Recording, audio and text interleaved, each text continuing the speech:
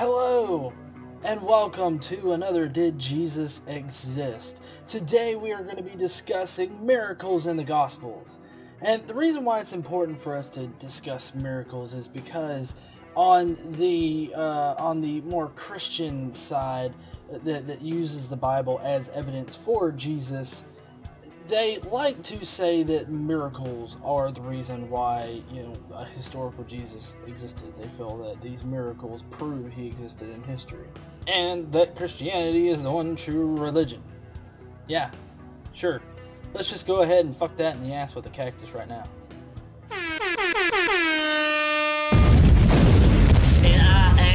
Godless engineer, a conscious pioneer, a logic general, a reason brigadier. More bullshit from the pulpit. Meet me in the comment section and you get schooled, bitch. The godless engineer. Now, there are two conflicting notions in the Christian dogma about miracles in the Bible. And we're going to be talking about one of those today, but they are faith-causing miracles and miracles causing faith. If you're interested in this video premise, I suggest you getting Gospel of Fictions by Randall Helms. He is the source material for this video today. I highly suggest you go check it out. It is a very fascinating read. Definitely read his book. Now, due to first century misunderstandings about Jesus, in his narratives, it became pretty much essential for him to perform miracles. Matthew 11, 2-5 makes this very clear. In this particular passage, Matthew actually sets up the criteria needed to prove Jesus' divinity. Healing the blind, the crippled, lepers, raising the dead, and spreading the good news to the poor.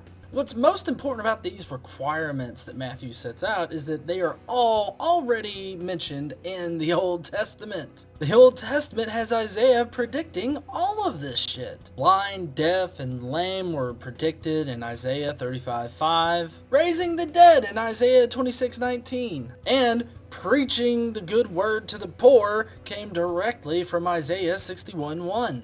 I mean, honestly, if this shit had gone on like now in present day, the author, whoever fucking wrote Matthew, would have been called out for plagiarism.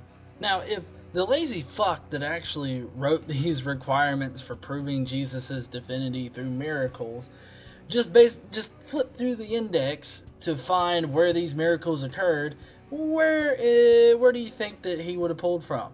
Well, if you guessed the Old Testament, then you win 600 GE points. If you further said 1 and 2 Kings, then holy fuck, you've hacked my computer and you've read my edition of Gospel of Fictions. Now, here are some examples of faith-causing miracles. Now, the first two miracles we are going to discuss is the raising of Nain's son and the loaves and fish story. Both of these miracles appeared in 1 and 2 Kings being performed by Elisha and Elijah. Luke 7:11-16. And it came to pass the day after that he went into a city called Nain, and many of his disciples went with him, and a much people. Now when he came nigh to the gate of the city, behold, there was a dead man carried out, the only son of his mother, and she was a widow. And much people of the city was with her. And when the Lord saw her, he had compassion on her, and said unto her, Weep not. And he came and touched the bier, and they that bare him stood still. And he said, Young man, I say unto thee, arise. And he that was dead sat up, and began to speak. And he delivered him to his mother. And there came a fear on all. And they glorified God, saying that a great prophet is risen up among us, and that God hath visited his people. Now, this narrative has the exact same outline, plot, story, climax, every fucking thing that is contained in 1 Kings 17, 8 through 10. 17, 19 through 23. And the word of the Lord came unto him, saying, Arise, get thee to Zarephath, where belongeth to Zidon, and dwell there. Behold, I have commanded a widow woman there to sustain thee. So he arose and went to Zarephath. And when he came to the gate of the city, behold, the widow woman was there gathering sticks, and he called to her, and said, Fetch me, I pray thee, a little water in a vessel, that I may drink. And it came to pass after these things, that the son of the woman, the mistress of the house, fell sick, and his sickness was so sore that there was no breath left in him. And he said unto her, Give me thy son. And he took him out of her bosom, and carried him up into a loft, where he abode, and laid him upon his own bed. And he cried unto the Lord, and said, O Lord my God, hast thou also brought evil upon this widow with whom I sojourn, by slaying her son? And he stretched himself upon the child 3 times, and cried unto the Lord, and said, O Lord my God, I pray thee, let this child's soul come into him again. And the Lord heard the voice of Elijah, and the soul of the child came into him again, and he revived. And Elijah took the child, and brought him down out of the chamber into the house, and delivered him unto his mother. And Elijah said, See, thy son liveth. Now there are 2 very important things to note between both of these narratives. First, they begin with the exact same words, even in Grecian. And it came to pass, kai egeneto. Next, they both concern the dead son of a widow, and they even use the exact same wording again, chera. Both narratives have the prophet meet the woman and whatnot at the gate of the city. Now, this is an important point to call bullshit on, because the actual city of Nain, it didn't have a fucking wall. The gate at Sarepta was transferred into this story, effectively giving Nain its gate, despite history telling us it didn't have one. Both prophets speak and then touch the dead son like some kind of weird molester, and then he is raised from the dead. It even goes as far as to say that the requirement has been fulfilled, and that they declare him a prophet of the Lord. Both stories even end with the exact same wording. Now, of course, this isn't the only account of Jesus raising the dead, because the first century understanding of the Bible, of the dogma, required so many more raisings of the dead. I mean, fuck, you would think that it was Walking Dead out here. But more importantly, that's why the other authors of the Synoptic Gospels, the canonical ones, that's why they didn't know about Nain's son. They didn't know about that story, because it was just fucking made up.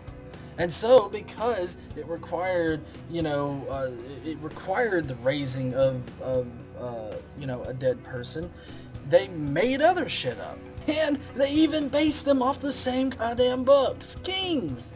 The raising of Jairus' daughter and Lazarus both also came from the Book of Kings.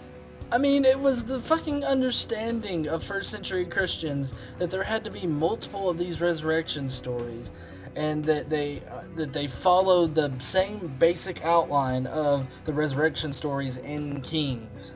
You may be asking yourself, well, how do we know they were pulled from Kings? It's really easy to trace the reasoning behind why these resurrection stories match the resurrection stories in Kings so well. More importantly, it was pretty much fucking necessary that they do it. This was because of their understanding of Isaiah 26:19.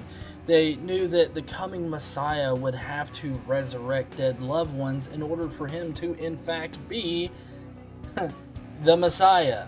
these early Christians understood the Old Testament wasn't just a historical record of things that happened in their own past, but it also foreshadowed the coming of Jesus, and it provides the criteria that is used to denote who actually is the Messiah.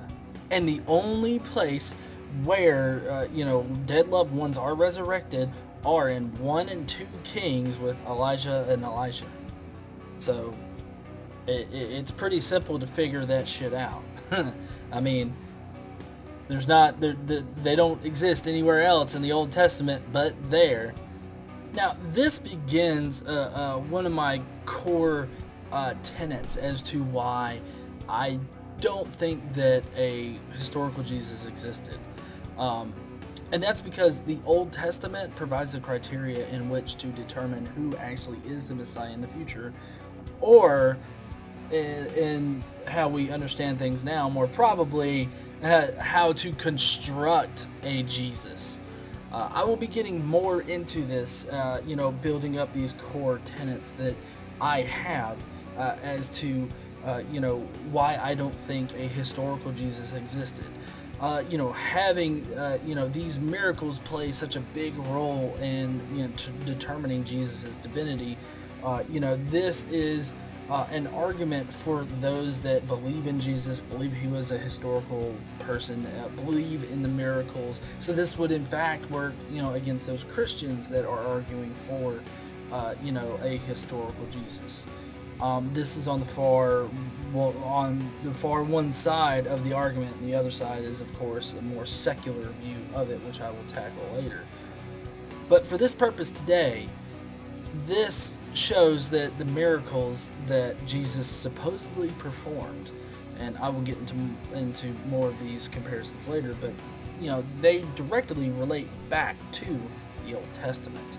They are constructed using the Old Testament as criteria for how Jesus should be.